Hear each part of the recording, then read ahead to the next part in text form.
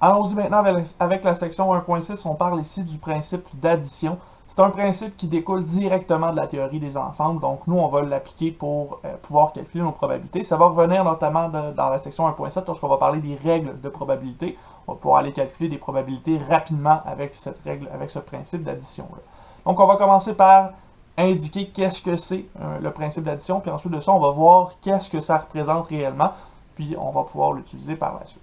Donc, principe d'addition, qu'est-ce que c'est? C'est un principe qui permet de calculer le cardinal de l'événement A ou B. Quand on a A ou B, ça va nous permettre, on va être capable d'aller regarder combien est-ce qu'il y a de résultats possibles qui correspondent à soit A ou à B. Donc, on veut voir comment est-ce qu'on peut obtenir ce principe-là. Et pour faire ça, rien de mieux qu'une preuve visuelle pour bien le comprendre. Dans ce cas-ci, on y va avec les diagrammes de Venn et on cherche à trouver le cardinal de A ou B. Donc la zone ici en vert de A ou B, c'est ce qui nous intéresse. Pour obtenir ça, si on décortique avec les deux ensembles qu'on a, ben on va être allé chercher A, qui est la zone ici. On va être allé chercher B, qui est l'autre zone ici. Mais là, si on additionne A et B ensemble, on voit que ce qu'il y a dans le milieu, on va l'avoir eu deux fois. Donc, pour régler le problème, ben, on va enlever, on va soustraire cette partie-là dans le milieu. Cette méthode-là, pour obtenir le A ou le B, ben, on peut l'ajouter, on peut la transposer sur le cardinal. Donc, on va dire que le cardinal de A ou B, c'est égal au cardinal de A plus le cardinal de B, moins le cardinal de l'intersection entre A et B. Donc, les résultats possibles de A plus les résultats possibles de B, moins les résultats possibles de A et de B en même temps. On remarque quand même que cette méthode-là nous donne une situation particulière. Si jamais vous aviez A et B qui sont incompatibles, on vient de le voir dans la section 1.5, ça veut dire que l'intersection de A et B est l'ensemble vide. En particulier, la cardinalité ou le cardinal de A inter B est égal à 0. L'ensemble vide ne contient aucun élément, donc évidemment, son cardinal vaut 0. À ce moment-là, on peut déterminer le cardinal de A ou B seulement avec A et B. On peut regarder ça dans notre formule si on écrit notre formule qu'on avait. Le cardinal de A ou B est égal au cardinal de A plus le cardinal de B, moins le cardinal de l'intersection, mais là, cette intersection-là, on sait qu'elle vaut 0, donc le dernier terme va disparaître et on obtient effectivement le cardinal de A plus le cardinal de B. Faites attention, cette méthode-là, elle s'applique seulement à des événements qui sont incompatibles. Si vous avez des événements qui sont compatibles, vous allez avoir quelque chose dans l'intersection, donc vous ne pouvez pas directement passer à ce calcul-ci, n de A plus n de B. Allons-y avec une petite question éclair pour utiliser notre nouveau principe de l'addition. C'est la dernière chose qu'on fait dans cette section-ci. Ensuite de ça, on pourra passer à la section 1.7. Donc, cette question éclair-là va comme suit. On tire une carte dans un paquet de 52 cartes et on va s'intéresser à certaines parties de notre problème. Donc, en A, on cherche combien de résultats sont possibles. Ici, on a 52 cartes et on tire une seule carte, donc une des 52 cartes. Les 52 cartes sont toutes différentes en soi, donc on a 52 résultats possibles. En particulier, n de S égale 52. Ensuite, en B, on se demande combien de résultats correspondent à une carte rouge, donc carte rouge, ou à une figure.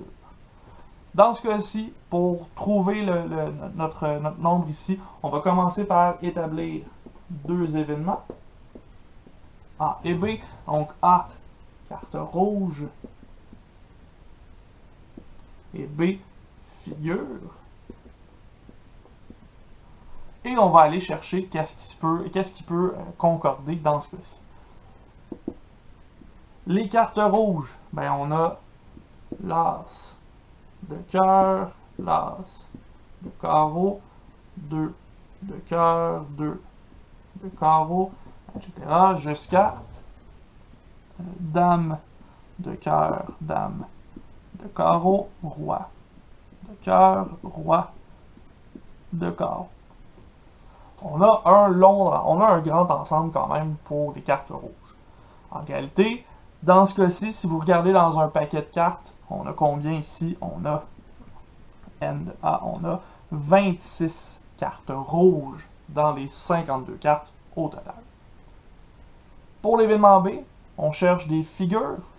Dans ce cas-ci, les figures, on a le valet de cœur, le valet de carreau, le valet de trèfle, le valet de pique. Ensuite de ça, on a la dame de cœur, etc. jusqu'au roi de pique. Parce que si on veut savoir combien est-ce qu'il y a de figures au total, ici N de B, pour chaque couleur, on a un valet, une dame et un roi. Donc on a 3 figures par couleur et on a 4 couleurs. Donc on a 12 possibilités, 12 figures au total dans notre paquet de cartes de 52 cartes. Et là, à ce moment-ci, on cherche combien de résultats correspondent à une carte rouge ou à une carte, ou à une figure. Donc, finalement, on cherche N de A ou de B. On sait que c'est égal à N de A plus N de B moins N de A inter B.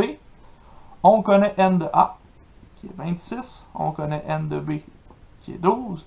Maintenant, on veut trouver inter A, inter B. Pour chaque figure, on a 2 couleurs, roi de cœur, roi de carreau, dame de cœur, dame de carreau, valet de cœur, valet de carreau. Donc, comme on a 3 figures fois 2 cartes, on a 6 cartes qui correspondent à des figures dans nos cartes rouges. Donc, 6 cartes qui vont correspondre aussi à ce qu'on avait dans nos figures. On enlève donc 6 dans ce cas-ci.